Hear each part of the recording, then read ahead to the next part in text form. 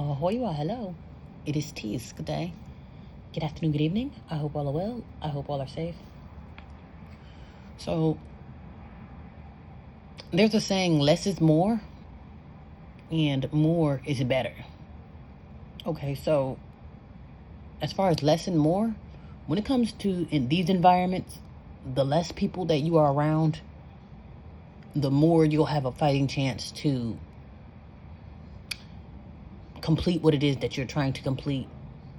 Basically, you'll have a better survival percentage around less people versus being in the crowd.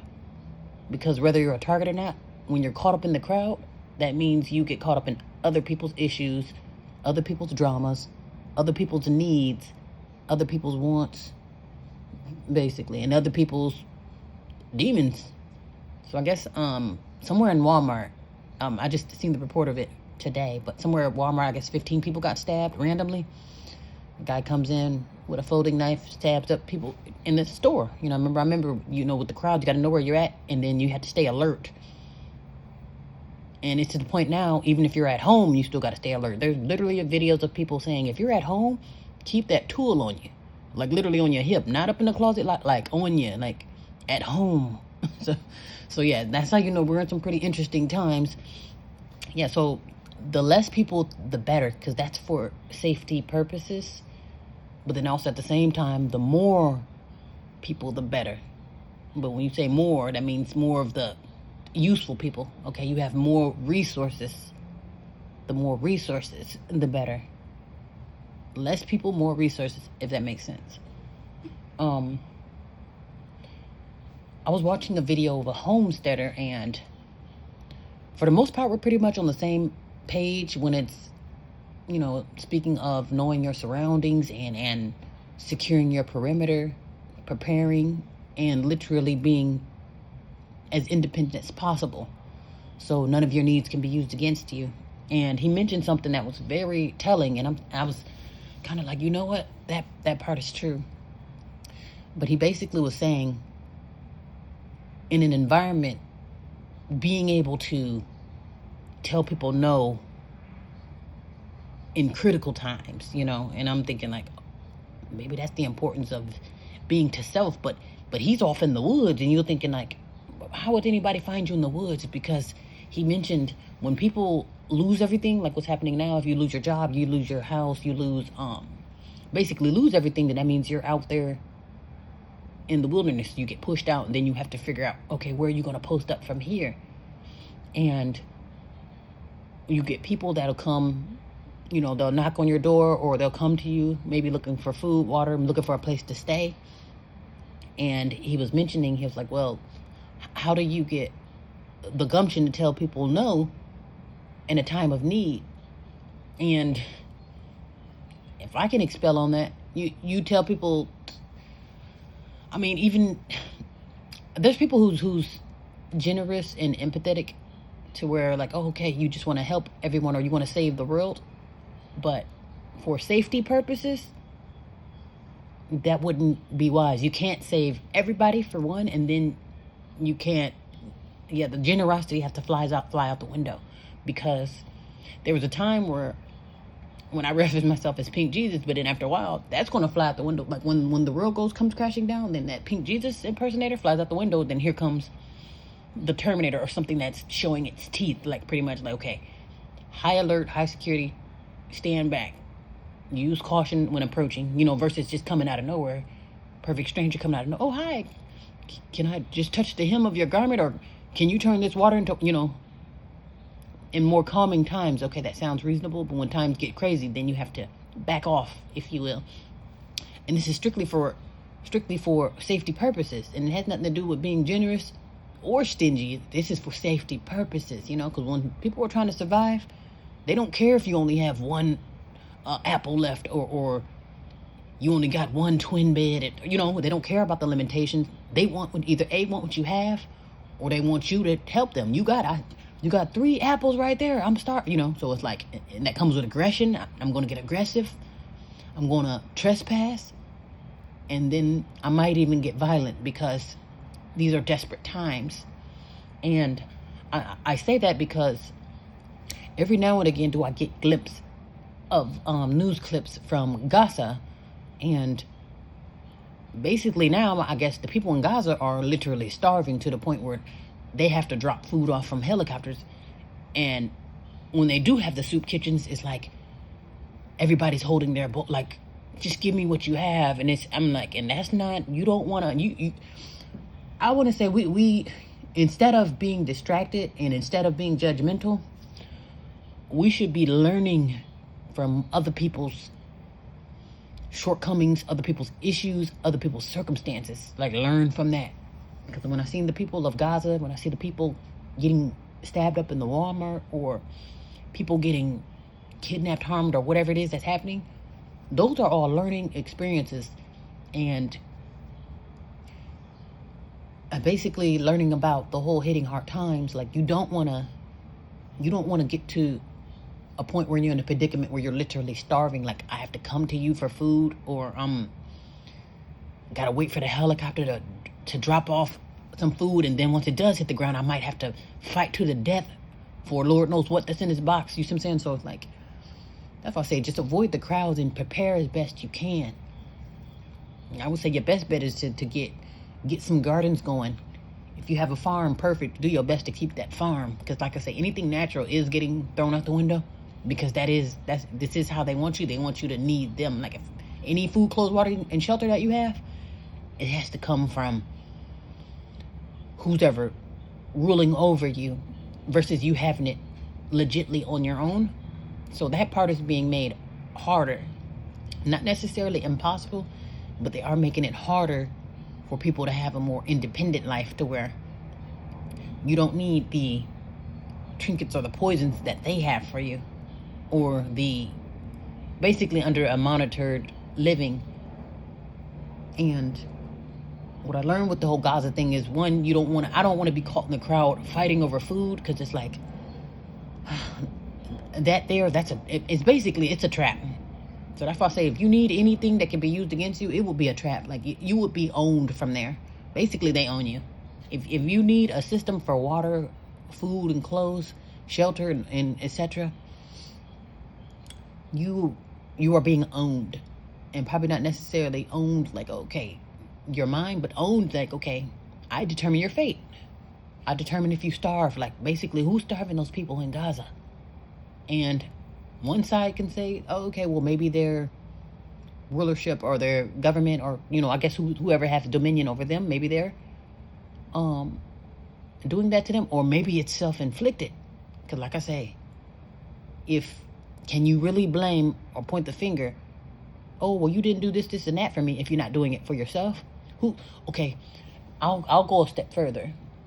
Okay, you turned off my water, you turned off my lights, or you're starving me, or whatever the case may be, but who's going to blame you for you starving you? Because if you literally step back and fully analyze the situation, you had to neglect yourself first to even be reigned over, in so many words. And you'll think like, what?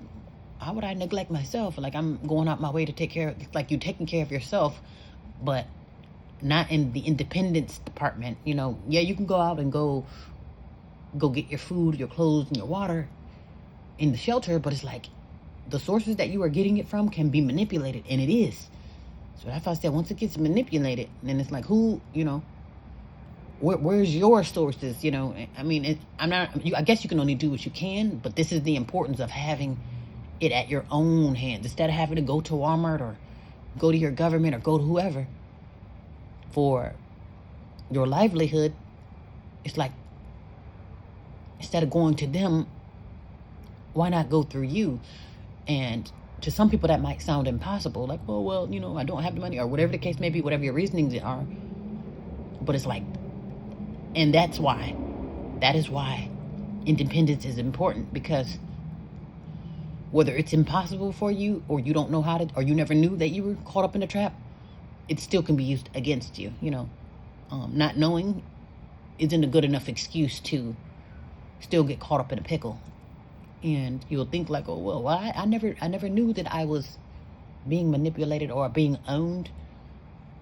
But that's why I say, like, just seeing that, I'm like, that is a major, I would never want to be starving to the point where I'm holding out a bowl, just waiting for a hot meal of whatever. And there's a bunch of people behind me, probably going to kill me for whatever's in my bowl. And Lord knows when they're dropping food out of the sky, once it hits the ground.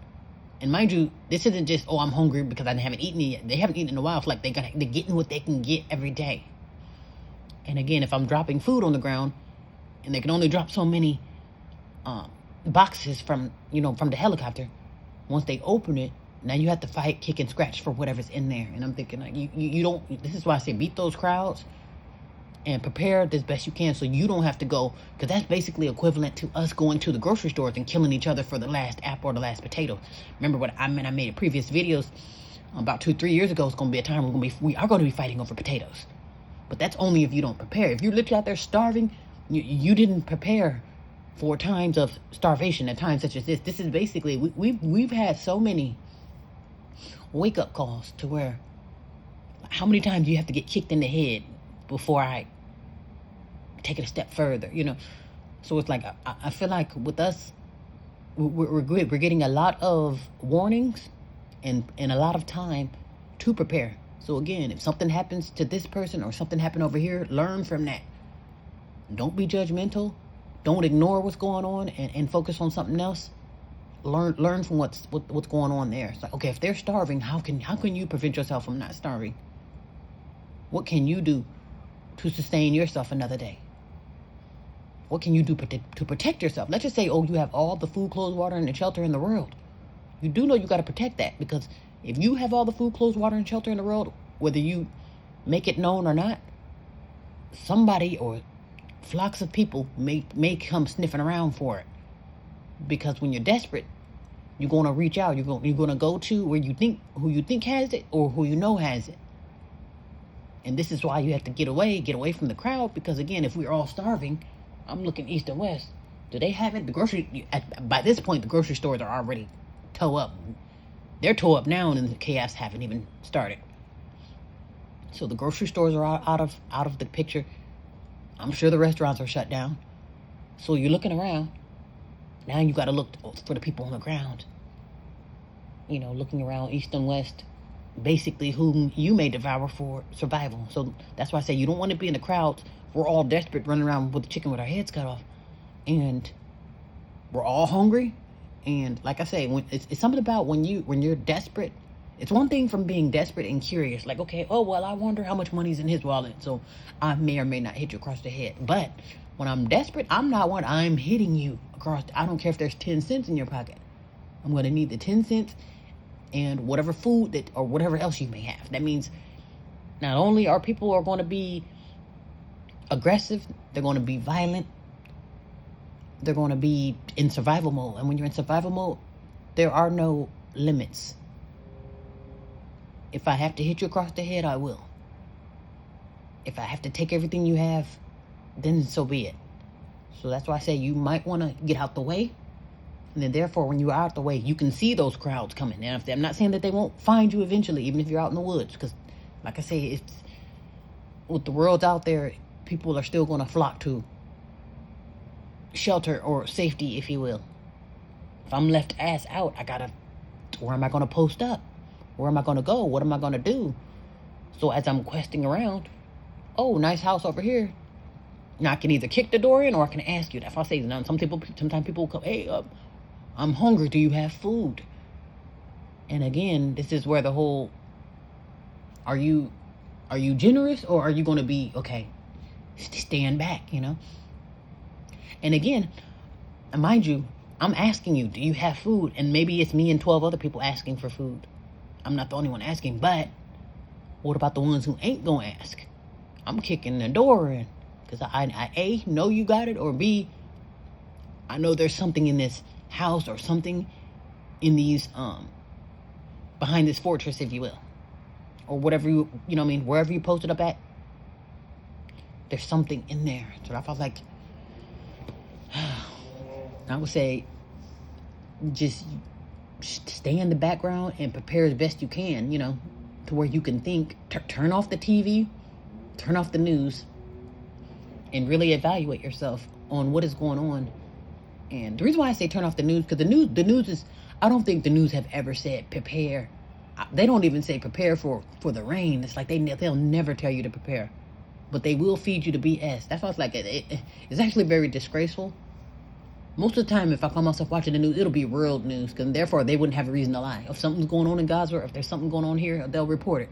Okay, something happened over here, or something happened on this side of the globe, or that's going to be true events versus me just telling you something here in this city, state, or this country so you can shut up, or just to keep you comatose.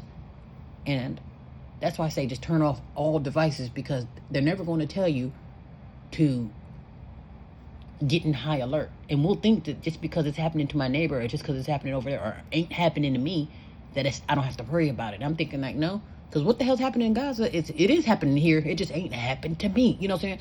People would think, you just think that people think it's a game, you know? And I'm thinking, like, if something's happening in Gaza, I'm going to learn from that, because there's nothing keeping that from coming here. Even, especially disease. They always say a disease will start in China or in Africa. And we'll think like, oh, okay, that's their problem. And then here comes tomorrow, now it's my problem. You know, yes, it is. You know what I'm saying? So just because it's happening overseas, or just because it's happening to your neighbor, that does not mean it ain't going to happen to you, or it ain't happening to you. So that's why I say I actually really did learn. I was moved by what was happening in Gaza. And I was like, I know for sure I don't ever want to be in that damn predicament where I'm hoping and praying for food, and then when I do get it, I have to fight for the death for it, and for literally for whatever this is in my bowl, or whatever that is in that box. No. Then another reason too why you prepare, because again, if there's rumors of war, or if there's actual war going on, again, even if it's happening, hell, even the galactic war going on in the sky, or war going on in other countries, there's no way in the world that your guard should be down to where you feel like you're untouchable. If anybody's at war, you know, let's say if there's even a fight downstairs, you might want to be alert to know that, okay, make sure this don't escalate, or make sure you don't catch a stray. You know, so I'm thinking we just get so distracted and so caught up in foolishness that we're not really seeing what's going on, to the point where we let our guard down. Okay, I don't know my surroundings, so I'm going to go to the club, and then wind up in a predicament, going to the grocery store, wind up injured, to say the least. And nothing is telling me that, okay, these are not the good old days. And I want to say that is a part of the programming, because I guess the whole point is to destroy you, but sometimes you have to wake up out of the delusion and really understand your surroundings. I mean, really understand it. So the less people, as far as the less people that you don't know, when I say less is more, the less people that you don't know, basically going out into public. Try to minimize that to damn near zero. I mean, unless it's absolutely, you know, mandatory, or you know, you absolutely just have to get out there. And then more goes a long way, as far as less people that you don't know, but then more people that you do, that's actually of like minds. Okay, this is the village. You know, there's somewhere where you can go where it's your village. So basically, we have the food, clothes, water, and shelter in this particular village. And that's what we should be working on right now, building your village. What is that secondary food, clothes, and water? Like I said, we can feel like, oh, I got it now. I can go get water, or I can go get food right now. But what about when it's not there? The food that's not there. And especially, and I would say another thing, don't get comfortable, because if your food is coming from elsewhere, don't get comfortable with that. Don't think that, oh, well, the store is just around the corner. That's called being comfortable, because you're depending on that store to be around the corner. Now, if they shut down, that's what you need to prepare for. Prepare for if you don't have that store around the corner, or if you don't have that water machine around the corner, or if you don't have those clothes, you know, from the, you know, department store.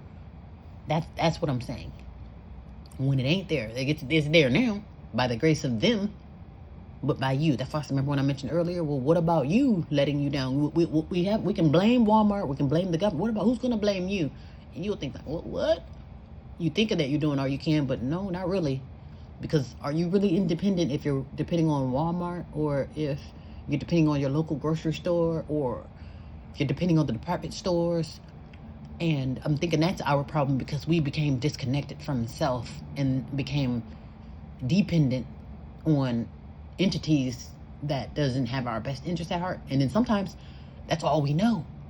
Well, I thought I was doing the right thing by, getting my own supplies. That's nice, but are you coming forth with those on, like, where's your food, clothes, water, and shelter, other than going to the store? And I know it sounds easier said than done, but take it from the people of Gaza. Where were they getting their food, clothes, water, and shelter from before it was coming from holding a bowl out, or from before it was getting dropped out of the sky? What basically you might want to get as independent as possible. And then if not, then sometimes you have to do without. If you can't gain the independence, like basically if you don't have the alternative, you have to learn to live without it. Because you won't have any. Your only option is go get it or go without. And it sounds easier said than done. It might sound cruel or harsh, but those are the realities. If you don't make it happen, it's not going to happen. That's why I say, what are you doing for you? Because once it all comes crashing down, you can't really blame the government, because it's like, who's going to blame you? And again, all while you're thinking or knowing that you're doing the best that you can. Yeah, but when it comes to your survival, where's your food, water, clothes, and shelter coming from? Outside of these department stores, or outside of anything that could be used against you. That's where I say go find a village. Those are the alternatives. Your village. All the stuff and the supplies that we need, it's out there. But you have to get in where you fit in, Because again, we all need food, clothes, water, and shelter. But you can't ask everybody for no food, clothes, water, and shelter. Some people, that'd be dangerous. What? You ask me for what? Some people, like I say, when times get hard enough, all it takes is you simply coming sniffing around for help. And that might be a bullet in between the eyes. So you have to get your village while the storm is calm, versus trying to find a village when everybody's running around looking for survival. You see, this is why it's important to prepare. Put the damn device down so you can think, because this is why I say this is how you know it's a trap. While we should be, even if you are going to panic, you should be panicking now while you got the gumption to panic, versus everybody panicking, and therefore, okay, where's the keys? Run around now, so therefore you can gather your supplies now, versus trying to gather. Can you imagine trying to gather everything that you need in the midst of chaos? Like literally, it's a stampede of people running around, acting a fool, and you're trying to find food, clothes, water, and shelter in chaos. That's what I'm saying. You get that stuff prepared now. Turn off the TV and tube, because they're not going to tell you to do this stuff before the crap hits the fan. That's why it's important to prepare. Prepare so you can survive the next day. You can live to see tomorrow. Yeah, so hopefully we learned something as far as prepare now, prepare before chaos, so you don't have to. I guess in our cases, we might end up in those camps. Well, I don't think I'm going to end up in a camp, but I don't want to say y'all are going to end up in the camps, but I think that's our options. If you're not, basically, if you don't have your stuff together, if you call yourself needing them, yeah, more than likely you'll probably get thrown in either one of those smart cities or a camp, concentration camp. Because it's like, if you need something, then it's like you have to do it their way. I mean, you got anything better? So that's why you prepare now. That's why I'm like, oh my goodness. And again, I know it sounds easier said than done. Like, well, I don't know where to begin. Okay, well, begin with at least find a damn tribe. And if you don't know where to begin, then it sounds like you got a lot of work to do. You shouldn't have no time to turn on the damn tube, or to even to sit down and waste time. Like, what are the alternatives? Start finding healthy alternatives as best you can. I mean, I guess you can only do so much, but as best you can, find your healthy alternatives. And while still knowing your surroundings, you got to know who are you dealing with, where are you going. Are those strangers? And I'm not saying that strangers can't help you, but if you're going out into public, you have to know exactly what you are getting yourself into. And just because you think you're at the grocery store, or you're at church, or at school, or wherever you are, work, You still have to know your surroundings because you're out in public. You're just here to work or you're just here to get food. But somebody else is here for destructive purposes. Keep your head on the swivel and prepare for everything. Prepare for chaos. Prepare for survival. Prepare for safety. How do you stay out the way? Stay out the way. Keep your eyes open. Keep your heads on the swivel. And be well and be safe.